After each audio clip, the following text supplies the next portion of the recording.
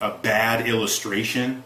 It's like someone built a game out of a bad illustration, and Golden Axe is kind of unabashedly that way. Many games have attempted to rekindle the fires of the original 2 Golden Axe games, and I just don't think they've ever really gotten there. Golden Axe was a tremendous amount of fun and one of my favorite Genesis games of all time. 2 games that need to be talked about are Madden and NHL 94. I've already talked about how I believe the Genesis was superior in sports games. These 2 games absolutely exemplify what I mean by that. If you play Madden 94 or you play NHL 94, every game that comes subsequently past it on either the Genesis or the Super Nintendo has to come through the 94 experience. They are just the best games of that generation, and I think they both deserve ample time in the spotlight. Particularly NHL 94. I remember playing that game and then playing 95 and a few of the other ones. And it was just awesome. And there's a great video on YouTube, if you go look, where I think it's like a high school or a college hockey team. They make it a point after they win the cup, they actually do the entire NHL 94 celebration.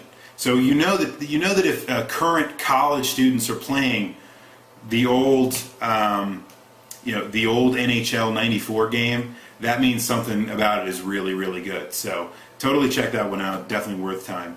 And one I was absolutely shocked that was not brought up by you guys on the list, and I'm just going to go ahead and spoil it, is my favorite Genesis game of all time. Whenever I sit down with a Genesis, the first game I load up is this game, is Streets of Rage 2. That game is so awesome. Maybe you don't like beat-em-ups, and maybe, you don't like some of the mechanics of Streets of Rage specifically, and maybe the character selection isn't enough for you. I don't know, or maybe you prefer different Streets of Rage. But for me, Streets of Rage is the Genesis in a box, right? I mean, it really does show you in one gaming experience what the Genesis is all about. It's raw, it's brutal. The music is very hip and techno-oriented, electronic, and it's fast and it's pumping and it's metallic, but it's gorgeous. And like I say, it's violent. It's kind of the same kind of adolescent male fantasy again. You can like beat up video game machines, and you're on like a pirate ship, and then you're in a baseball stadium, and then it's just like becomes the scenery. The super moves were great. The ability to kind of have moves that you evolve and learn over time, which was awesome. It really did so many great things that were emulated through so many games after that. Every beat 'em up past Streets of Rage needed to be like Streets of Rage. Not that Streets of Rage wasn't like other games, I'm not saying that. I just think, again, it's the perfection of form. Streets of Rage 3 for me wasn't even as good as Streets of Rage 2, and the original is probably a close second in that regard. I'm surprised that Streets of Rage has not been picked up by someone as a brand new experience that probably should be either redone or done very, very well in a new console generation, and I would buy that. But as a matter of fact, last time I played at the Classic Gaming Expo down at PAX East, one of the things that the pizza guy and I did was jump onto the Genesis and grab Streets of Rage 2, and I think within a half an hour we made it to like level 4 and hadn't even lost a single life. So if you a lot of people don't like it because it gets a little easy after a while unless you really set the difficulty high, but that's one of the reasons I love it. It's a great game to jump into and play and just have fun with. It's not always about how difficult the game is. It's actually a lot of fun. So Streets of Rage 2 is my nomination for the best Sega Genesis game of all time. It's just so awesome, and it just has all the best parts of the Genesis, if you ask me, right on display at the same time. You don't even have to worry about anything else. Just pop in Streets of Rage. You got everything you need to know about the Genesis. Great reminiscing with you guys about the Genesis this week. There's a lot to talk about, and plenty more we could have gone into. I know Comic Zone and a bunch of other unique to Genesis games were out there that we honestly could have jumped into. But a lot of games were actually superior on the Super Nintendo, and probably didn't warrant a whole lot of mention. But I think we've got the big players right here, and there are certainly a few more we could have kept going. But I like where we went to on this one. A lot of good games to talk about. And maybe we'll talk about, maybe we'll focus on the Super Nintendo or something like that very soon, or maybe we can focus on a different area of the Genesis and in future Weekly Ringers. I don't know. The topics are nearly endless, folks. They really are.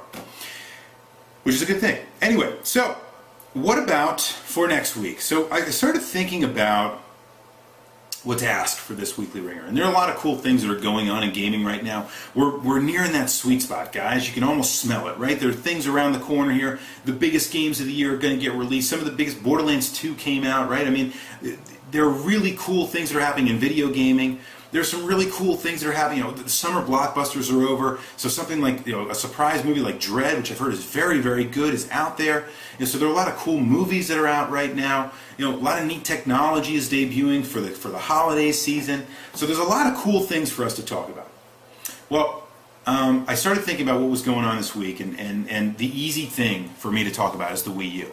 So I'm going to do that. You know, we've talked a little bit about the Wii U here in terms of, you know, of concept. And, you know, we talked about, for example, on a previous Ringer about, you know, whether we think that the Wii U is going to help them win back some of those kind of hardcore core gamers. And we talked about that in the Echo Screen Live just last week. But what I'm interested in knowing from you guys after seeing everything, now you've seen the price point, now you've seen the storage capacity, some of you probably already pre-ordered. You know, it just maybe, I was going to ask a bunch of really complicated questions about, you know, the TV interoperability or the, you know, the way that it's going to present with using the controller and the expense and all. I started thinking about questions I could ask about all that stuff, and then what I kept coming back to was a simple question. And that's going to be the Weekly Ringer for next week. That is this. Are you going to buy a Wii U at launch? Why or why not? Right? So let me know. What are the if you're going to get one, what are the compelling reasons why? No wrong answer, just want to know. If you're not going to get one, why not? What's holding you back? You know, is there something in particular that you can point to and go, yeah, not going to do it, right? What is or is not going to get you to buy one of those Wii U's? That's what I want to know for next week. I think it's a great question. A lot of things going on with that. And I have a funny feeling we'll get a lot of diverse responses from you guys out there. So I look forward to your comments, as I always do. Thank you very much for watching, as I always appreciate you guys watching out there and commenting and the like to keep the show going. I am the Commodore from the clan of the Grey Wolf, and there is no reset button.